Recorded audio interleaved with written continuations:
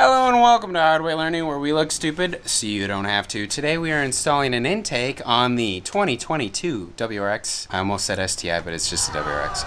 First things first, we get this intake cowl off. Dan seems to have figured out that it is, what, like a 90-degree turn, and then they pop out. 90-degree turn. Pull the center out, then pop these out. And this just comes straight up like that. Yoink! Cool. We're going to use that, so save those. Now the next thing, looks like there's maybe a 10 milli down there. And maybe I'm going to disconnect that guy. I need a flathead on that guy.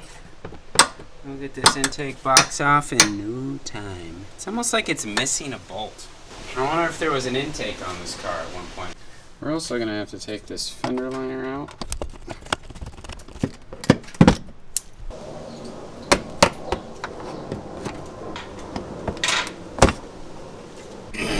Flathead on this guy.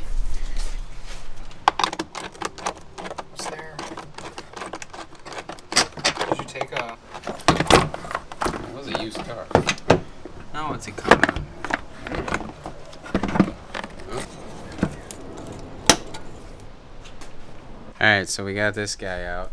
Basically just pop as many of the snaps for this fender liner out of your way. And just kind of push it out of the way. It's nice and flexible. And then I snuck my hand in here with a flathead to get this clamp off because Dan was too much of a nance to try to get it off from up top. So we got our intake pipe out of there. We're gonna have to, that goes straight to the turbo inlet. It's a really long turbo inlet. It's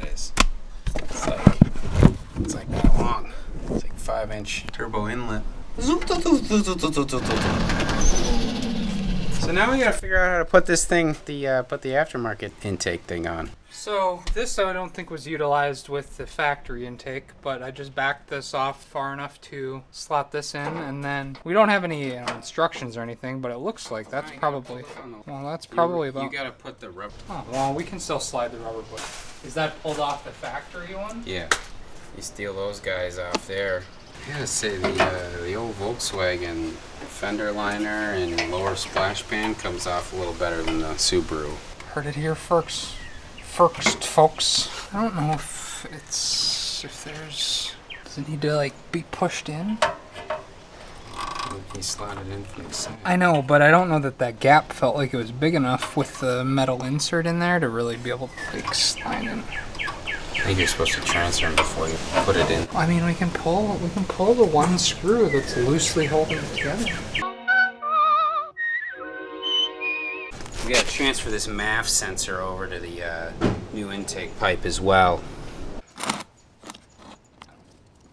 Screw holding the MAF sensor looks like it's been touched. You've been hit by a smooth criminal. Maybe it was a development car. Just absolutely. Anyway, there's a blue R8 I saw today driving. Put this on the intake pipe of the new intake. You gotta make sure the arrow points towards the turbo, not the air filter. Kind of a kludgy little deal here, but we transferred this. We got the hose clamps onto the turbo inlet. We found a nut for this because my car was missing that one. We also found a nut for this because my car was missing that one. It's an M6x1. Same with that bolt there, was missing that one. So kind of feel like maybe this car had an intake on it at some point. So yeah, some maybe some witness marks on the old intercooler bolts as well. I don't know. We got a used intake as well, so we're just kind of scrambling to find the right hardware for that. I think it slots under on that side. Didn't it slot under? Wasn't there a slot over there? There was. I kind of fit a better off. Well, this is only threaded on the top side, isn't it? Oh, sure. You may be right. Dan's right for once.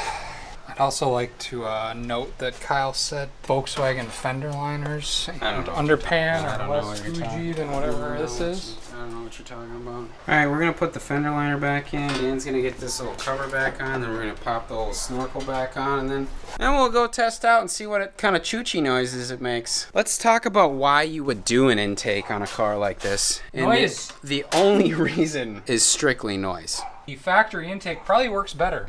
Do you want to explain that we're going to put the factory snorkel right back in there? And this guy goes, herpa-chow, something like that. What do you think, Dan? I try not to.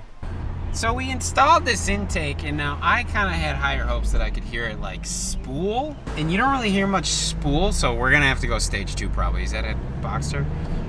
We're gonna have to go stage 2. But you do get a little bit of blow off, which I'm sure the mic does not pick up at all.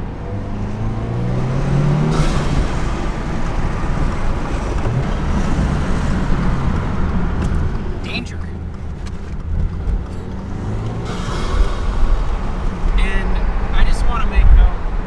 Are really concerned about running an off-the-shelf tune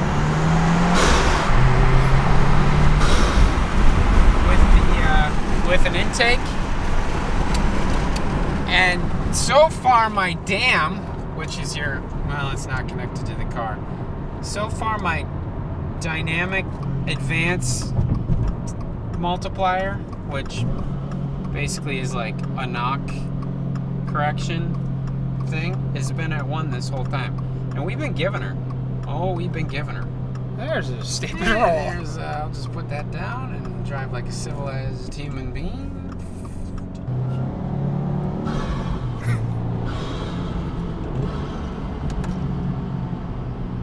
Oh, DAM is at 0.6. All right, I spoke too soon. I spoke too soon. Which means we should put the intercooler on, and then I can check mark intake intercooler, off the shelf tune, and then maybe a knee tune if I wanted to be more saucy. But you know, the Cobb tunes just aren't good, I guess. Just not good. Ethanol's Verified here.